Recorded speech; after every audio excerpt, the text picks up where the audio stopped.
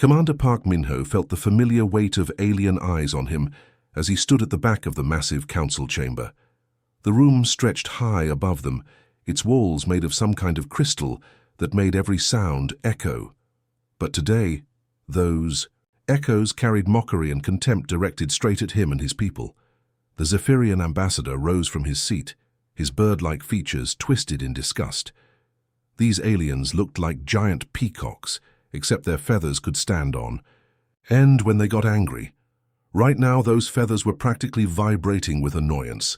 The creature's voice boomed across the chamber, translated into perfect human speech by the universal communicators everyone wore. "So the humans want us to talk to the pirates again," the Zephyrian said, making the word talk sound like something dirty. "What's next? Should we invite them over for dinner? Maybe give them gift baskets?" Laughter rippled through the chamber. Not human laughter, but the various sounds different alien species made when they found something funny. The Vorthans made a clicking noise, the Altarians hummed, and the others produced sounds that ranged from musical to downright unpleasant. Lieutenant Kim Sola stood beside Min-ho, her jaw clenched tight. He could feel the tension radiating from her small frame. Sola had been his aide for 2 years now, and she'd endured these insults alongside him at every council meeting. Her hands were balled into fists at her sides, but she kept her expression neutral. That was the human way. Stay calm, stay professional, even when everyone around you was treating you like garbage. This wasn't new. For 3 years now. Ever.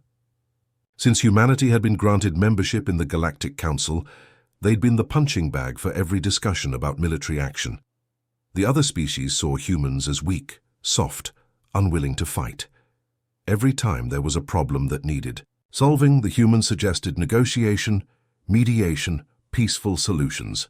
And every time the warrior races rolled their eyes and made jokes, the Krathan war chief decided it was his turn to pile on. These aliens looked like someone had crossed a bear with a rhinoceros and then made the result 8 feet tall. War chief. Throk was particularly massive, even for his species, with arms thick as tree trunks and small red eyes that seemed to glow with internal fire.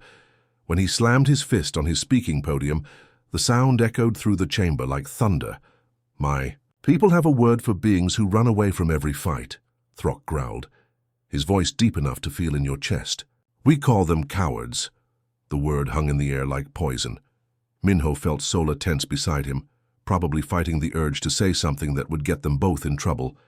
But he stepped forward instead, moving with the calm, measured pace that had served him well in diplomatic situations. "War Chief Throk, I respect your directness," Min-ho said, his voice carrying clearly through the chamber.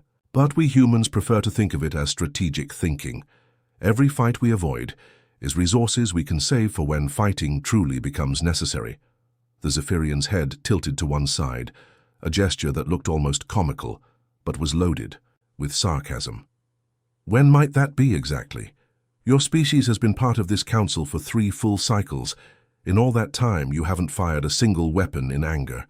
Some of us are starting to wonder if you humans even remember which end of a gun the dangerous bits come out of." More laughter from the assembled aliens. Min-ho noticed that not all of them were laughing, though. A few of the older, quieter species watched the exchange with thoughtful expressions.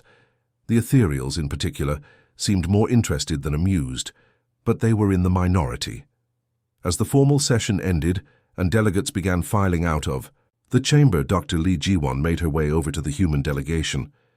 Ji-won was their xenobiologist, a specialist who had spent years studying alien cultures and psychology.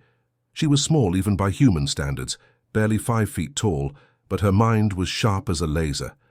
She'd been documenting the behavior patterns, military capabilities, and social structures of every council species since humanity joined.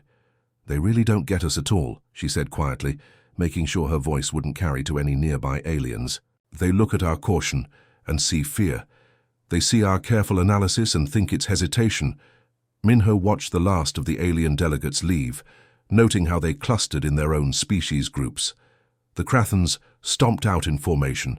The Zephyrians glided with practiced arrogance, and the smaller species scurried to keep up with their larger allies. "Good," he replied. "Let them underestimate us. Sometimes being underestimated is the best advantage you can have. What these alien species didn't understand, what they couldn't see past their own cultural prejudices, was that human reluctance to fight didn't come from cowardice. It came from understanding. Humans had fought wars for thousands of years before they ever left their home planet. They'd perfected the art of killing each other, with everything from sticks and stones to nuclear weapons. They knew exactly what war cost, not just in resources and time, but in lives and souls.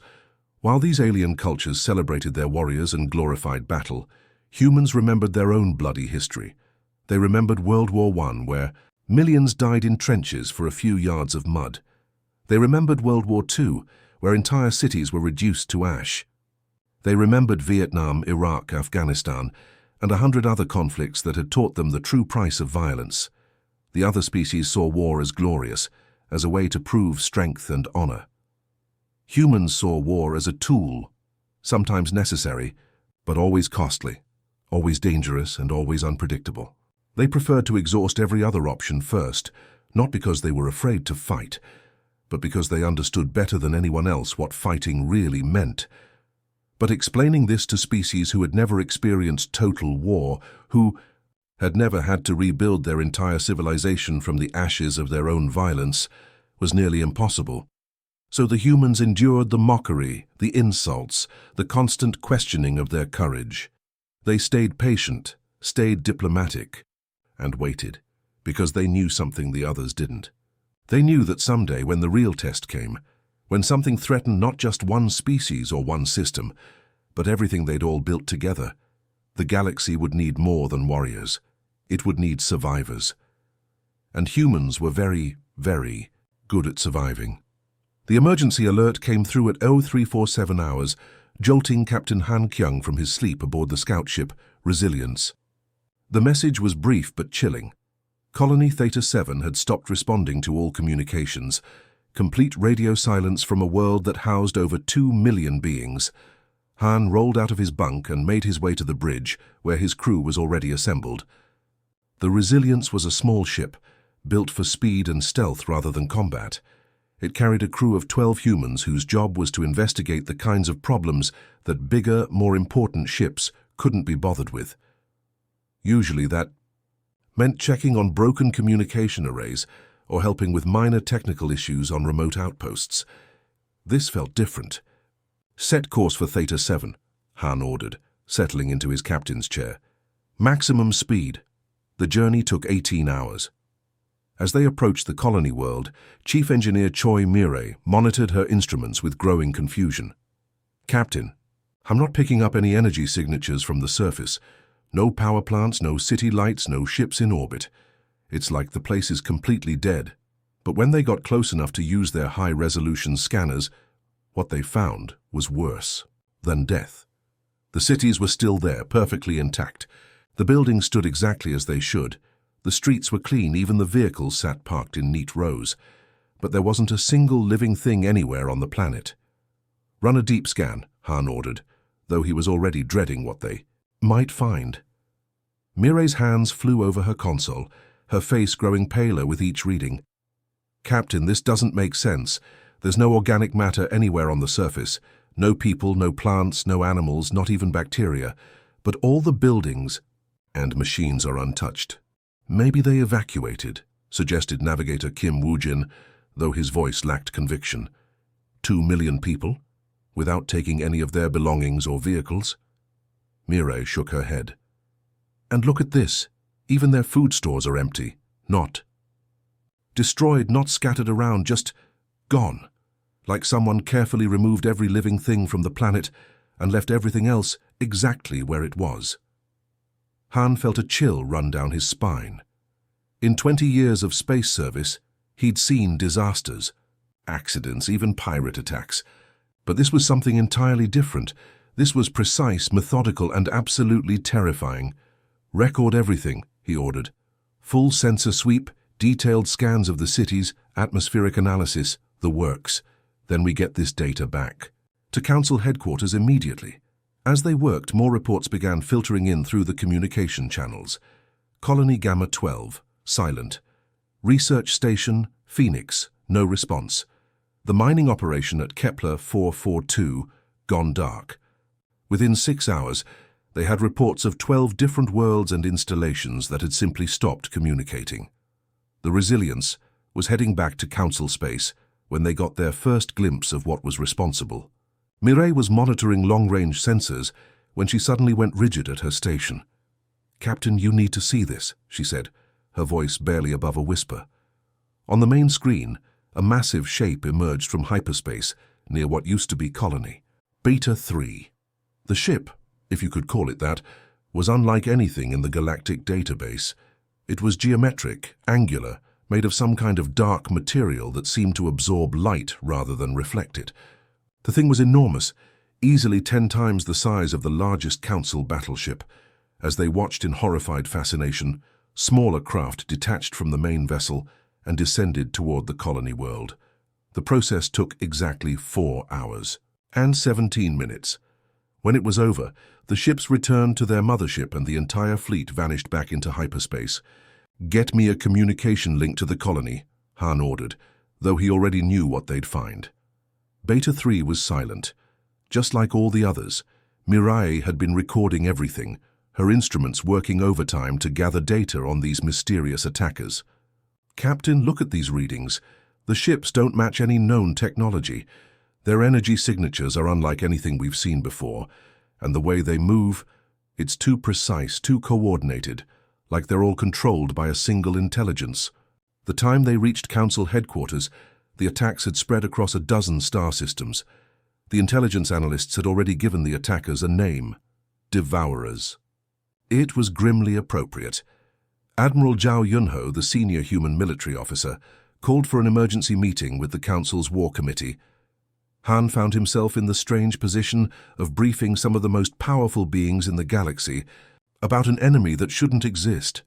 "The pattern is always the same," he explained, standing before a room full of alien military leaders who had spent the last 3 years mocking human cowardice. They arrive, deploy smaller craft, strip the world of all organic matter and advanced technology, then leave. The process takes between 4 and 6 hours, depending on the size of the target. War Chief Throck leaned back in his massive chair, his red eyes gleaming with what looked like excitement rather than concern. "So we have an enemy that can be defeated. Excellent. My fleet can be ready within the day." The Zephyrian fleet commander's feathers rustled with anticipation. "Finally, a real threat worthy of our attention. How refreshing after years of dealing with pirates and smugglers." Admiral Zhao stepped forward, his expression grave. "With respect, this enemy has already demonstrated capabilities far beyond anything we've encountered. Perhaps we should coordinate our response, pool our resources." "Your tiny fleet wishes to contribute?" Throck's mandibles clicked in what passed for laughter among his species. "How generous of you. Perhaps you humans can guard our supply convoys while the real warriors handle the actual fighting." The Zephyrian was equally dismissive. "Stay in the inner systems where it's safe," he said patronizingly. "We'll show you how civilized species deal with existential threats." Within hours, the largest military force in galactic history was assembling. 7 major species contributed their finest ships and most experienced crews. The Krathen brought their massive dreadnoughts, each one capable of destroying entire fleets. The Zephyrians deployed their quantum-shielded cruisers, virtually indestructible according to their engineers. The Vorthans contributed their gravity manipulation technology, while the Altarians brought weapons that could tear holes in space itself. As the mighty armada prepared to depart, Dr. Li Jiwon worked frantically in the human intelligence section, analyzing every scrap of data they'd gathered about the Devourers. Something about their behavior patterns bothered her, an itch at the back of her mind that she couldn't quite scratch. "They're not random," she muttered, staring at star charts that showed the locations of attacks. "There's a logic here, a method to what they're doing." She showed her findings to Admiral Zhao as they watched the alien fleets disappear into hyperspace, heading toward glory and what they were certain would be an easy victory. "Look at the targets," she said, pointing to the holographic display. "They're not hitting the most populous worlds or the most strategically important systems. They're following some other criteria, something we don't understand yet." Admiral Zhao nodded grimly, his experienced eyes taking in the data. Around them, the few remaining human ships sat quietly in their berths, their crews feeling useless and excluded from the great battle to come. "Then we'd better figure out what that logic is," he said quietly, "because something tells me our allies are going to need all the help they can get." Neither of them knew it yet, but they had less than 36 hours before the first distress signals would start arriving, carrying news that would shake the very foundations of galactic civilization. The first emergency transmission crackled through the communication array at 13:47 hours, just over a day after the great alien armada had departed with such confidence. Captain Song Daiho was drinking coffee in the human fleet's command center when communications officer Yun Nari suddenly went pale at her station. "Captain, I'm receiving a priority distress signal from the Zephyrian Third Fleet," she said, her hands trembling as she worked her controls. They're requesting immediate evacuation support." Song set down his coffee cup, the casual atmosphere in the room evaporating instantly. "Evacuation? They just left yesterday. Put it on speakers." The voice that came through was barely recognizable as the proud Zephyrian fleet commander who had dismissed the humans so casually just hours before. Now he sounded broken, desperate, speaking in rapid bursts between what sounded like explosions in the background. "Any ships in range, this is Commander Zalthon of the Third Fleet. We are completely overwhelmed. Repeat, completely overwhelmed. Our quantum shields are useless. They adapt to everything we throw at them. We have lost 60% of our ships in the first engagement. Requesting immediate..." The transmission cut to static. Nari stared at her console in disbelief. "I'm showing the Third Fleet's beacon signatures going dark one by one," she reported, her voice barely above a whisper. 47 ships, now 31, now 18. Within the hour, more distress calls began flooding in from across the battle zone. Each one told the same horrifying story. The Krathan warpacks, those massive dreadnoughts that had never lost a single battle in over 1,000 years of warfare, were being torn apart like paper. The Vorthan defense matrix, their sophisticated network of interconnected battleships that was supposed to be impenetrable, had lasted exactly 23 minutes against the Devourers. Admiral Zhao stood in the command center of the UES Determination, surrounded by displays showing the tactical situation. Each screen told the same story: complete and utter defeat. Red symbols representing destroyed ships blinked out one after another, while the green symbols showing Devourer vessels remained stubbornly intact. "How is this possible?" muttered Captain Park Jinwoo, one of Zhao's senior officers. The combined Council fleets represented the most advanced military technology in the galaxy. They had weapons that could crack planets and shields that could deflect stars. Before anyone could answer, Dr. Li Jiwon burst through the command center doors, clutching a data pad to her chest and breathing hard like she'd been running. Her usually neat appearance was disheveled, her hair escaping from its ponytail, and there was an almost manic gleam in her eyes. "I've been analyzing the engagement records," she said breathlessly, not bothering with pleasantries. "The surviving ships have been transmitting their sensor data in real time. I've been watching every battle, every attack, every failed strategy." She rushed to the main display and began uploading her analysis. The Devourers aren't just powerful. They're not just advanced. They're learning. Every single tactic used against them, every weapon fired, every strategy employed, they adapt to it within minutes. The main screen flickered to life, showing a recording from one of the Krathan battleships. The massive vessel, easily the size of a small city, unleashed its primary weapon systems against a Devourer ship. The energy beams that erupted from the Krathan dreadnought were bright enough to be seen from neighboring star systems, carrying enough power to vaporize entire moons. For a moment, it looked like the attack was working.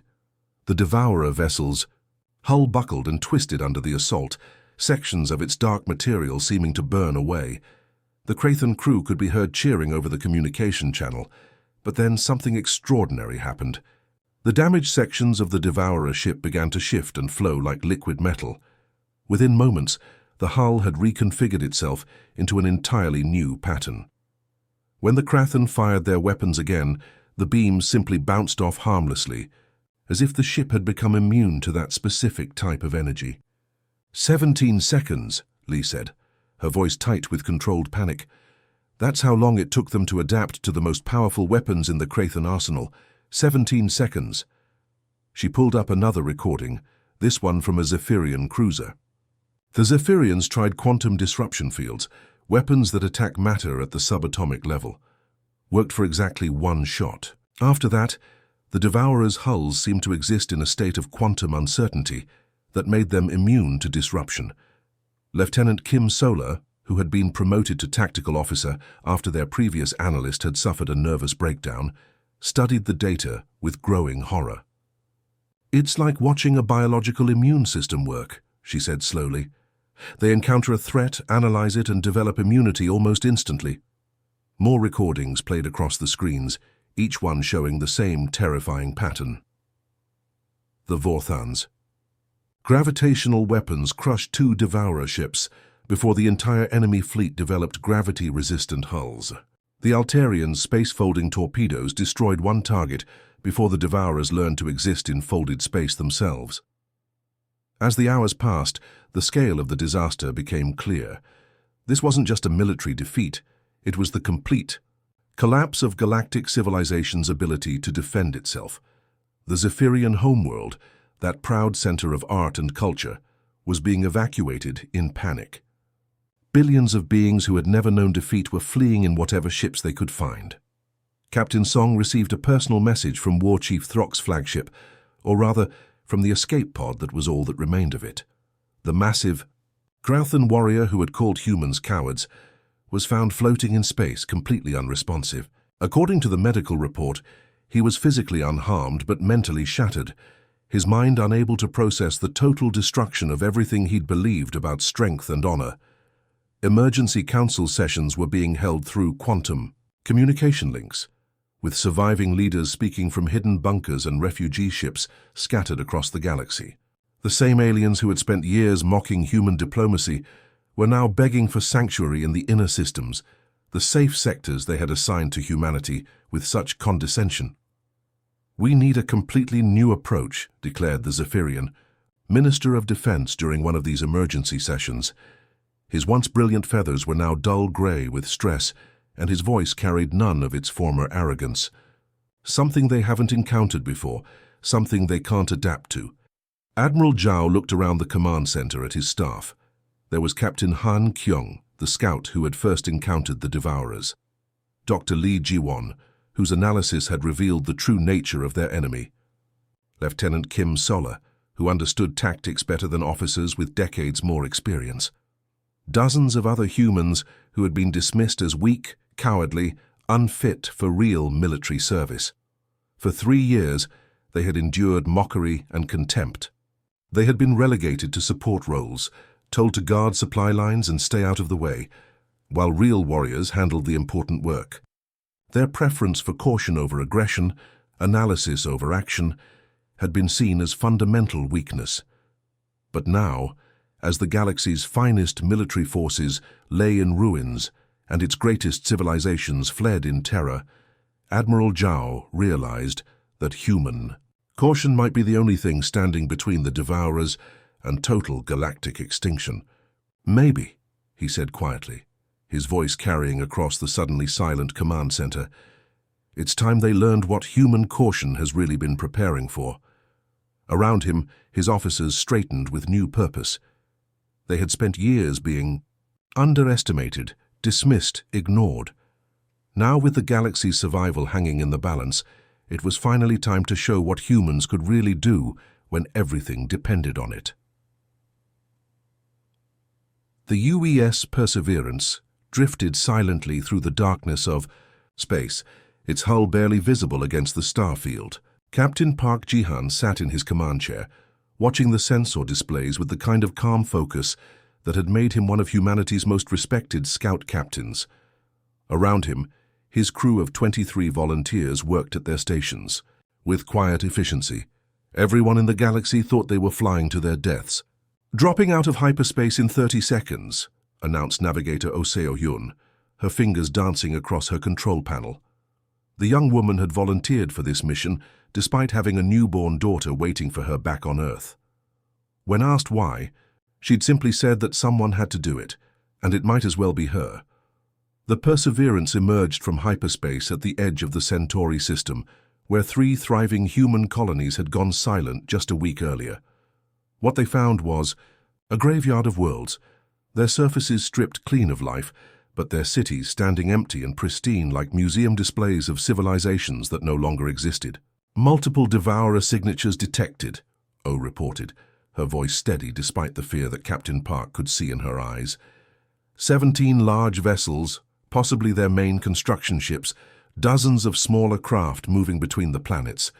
Dr. Kang Minji, the mission specialist in alien technology, hunched over her sensor array like a scholar studying ancient texts. She was a tiny woman, barely 5 feet tall, but her understanding of how alien tech worked had saved more human lives than any weapon ever built. "Captain, this is interesting," she said, looking up from her readings with genuine surprise. "They're not actively scanning for threats. Their sensor sweeps are completely regular, like clockwork. Same pattern, every 47 minutes. Park leaned forward, feeling the first stirring of hope he'd experienced in days. Predictable? Very predictable. It's like they're following a program rather than actively hunting. Kang's fingers flew over her console, analyzing the data streams. Every ship follows the exact same patrol route, uses the same scanning frequency, even transmits status reports at identical intervals. For the first time since this nightmare began, Captain Park allowed himself a small smile. The other species in the galaxy had always mocked human military doctrine, calling it cowardly and overly cautious. What they didn't understand was that human strategy had been built on centuries of studying failure. While other races developed grand tactics and heroic strategies, humans had spent their time learning why those tactics failed. Every human military officer studied the great disasters of history. They learned about the charge of the Light Brigade, where brave cavalry rode into certain death because they followed orders without thinking. They studied the Maginot Line, where brilliant fortifications became useless because the enemy simply went around them. They analyzed Stalingrad, where rigid thinking led to catastrophic defeat. The lesson was always the same. The side that could adapt, improvise, and think differently usually won. The side that stuck to traditional methods usually died. "We're going to conduct some experiments," Park announced to his crew. "Nothing that makes sense by normal standards. We're going to hit them, run away, and see how they react." Over the next 3 days, the Perseverance conducted a series of attacks that would have gotten Park court-martialed by any conventional military. They ambushed a Devourer convoy, destroyed 2 ships, and then immediately fled instead of pressing their advantage. They attacked a construction site, caused minimal damage, and retreated before reinforcements arrived. They struck a patrol group from behind, then ran straight through an asteroid field that should have torn their ship apart. Each engagement violated every principle of warfare that the galaxy's military academies taught. There was no strategic objective, no attempt to hold territory, no effort to inflict maximum damage. To any observer, it looked like random acts of violence committed by amateurs who didn't understand real combat. But the humans weren't trying to win battles. They were conducting the most important scientific experiments in galactic history. "This is fascinating," Dr. Kang reported after their 7th engagement, her excitement barely contained. "When we used the same attack pattern twice, they adapted. Their defenses within minutes. Their ships reconfigured, their patrol routes changed, and they had countermeasures ready for our weapons. But when we did something completely different, something that violates all military logic, they seemed confused." Lieutenant Yu Jae-wan, their tactical officer, pulled up the analysis he'd been compiling. The young man had graduated at the bottom of his class from the Naval Academy, mainly because his unconventional thinking drove his instructors crazy. Now that same unconventional thinking might save the galaxy. "Look at the response times," he said, highlighting sections of their combat recordings. When the Krathen used their traditional berserker charges, the Devourers had countermeasures ready almost instantly. When the Zephyrians employed their standard wing formations, the enemy adapted within seconds. But when we attacked their flank, retreated through that asteroid field, and then came back from the completely opposite direction for no apparent tactical reason. They took 17 minutes to respond effectively, Captain Park finished, staring at the data with growing understanding. They can adapt to logical strategies because they can predict logical behavior. But chaos confuses them. The implications hit the crew like a physical blow. The Devourers weren't invincible.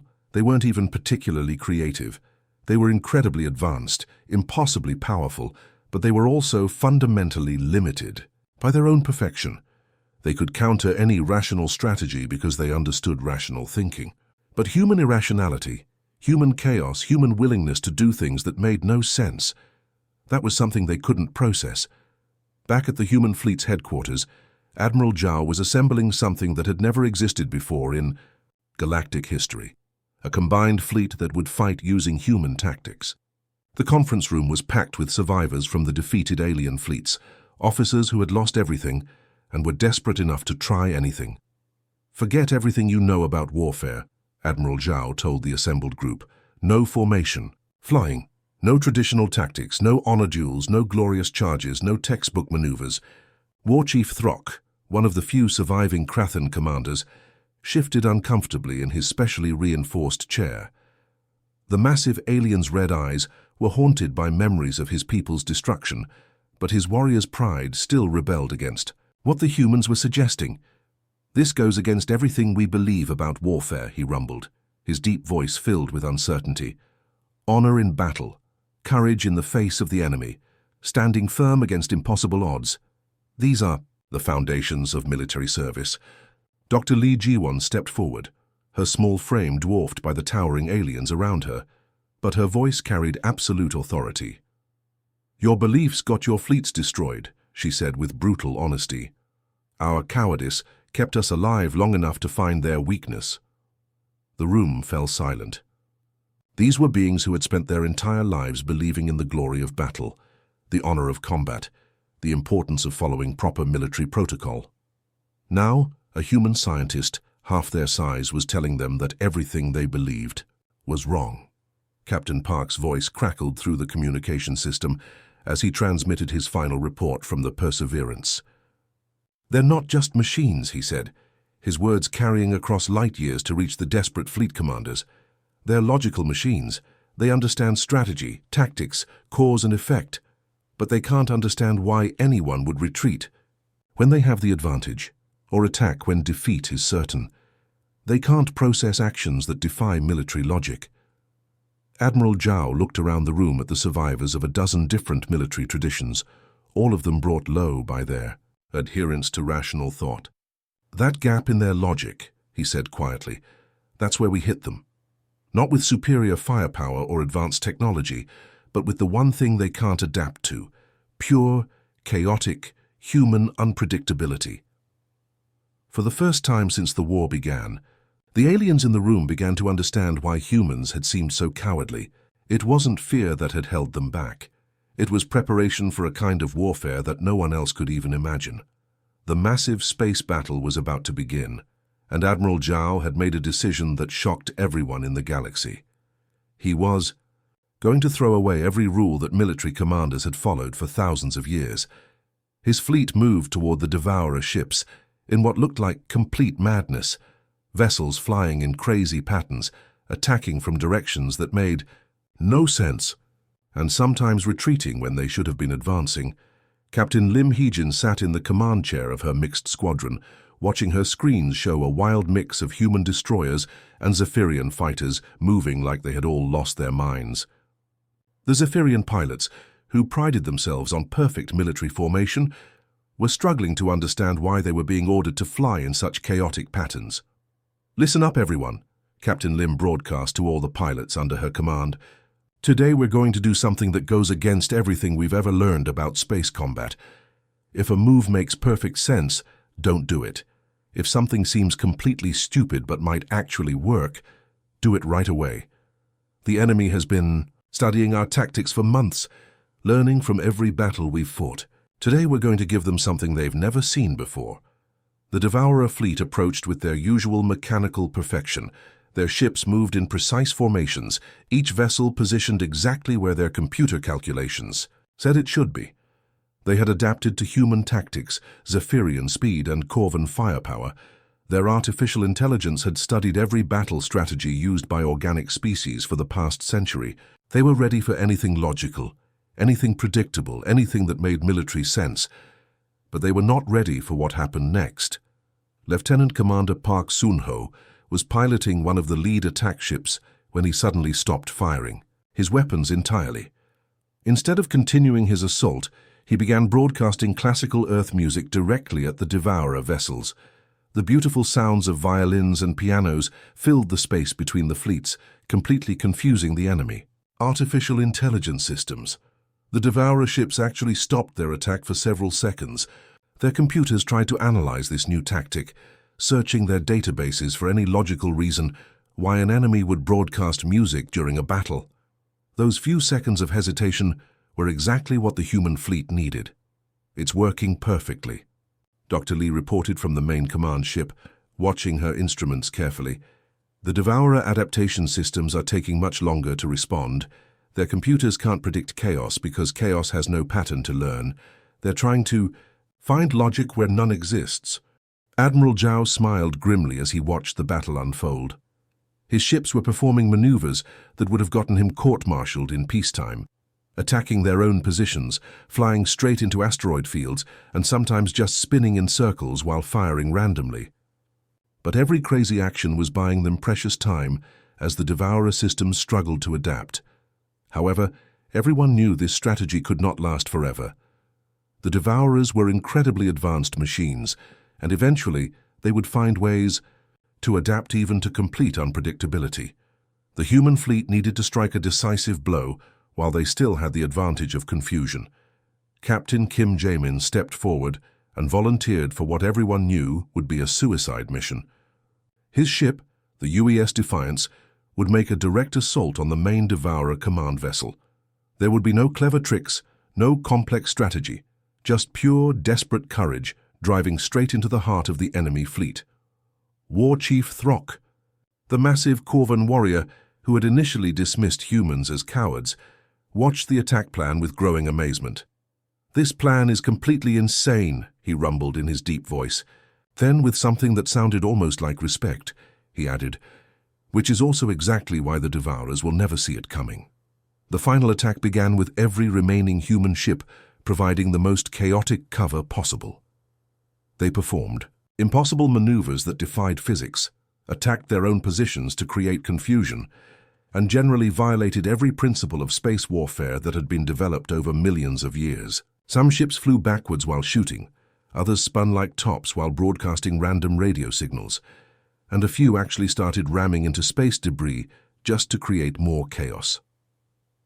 The Devourer collective intelligence was pushed to its absolute limits, trying to process all the seemingly random actions happening around them.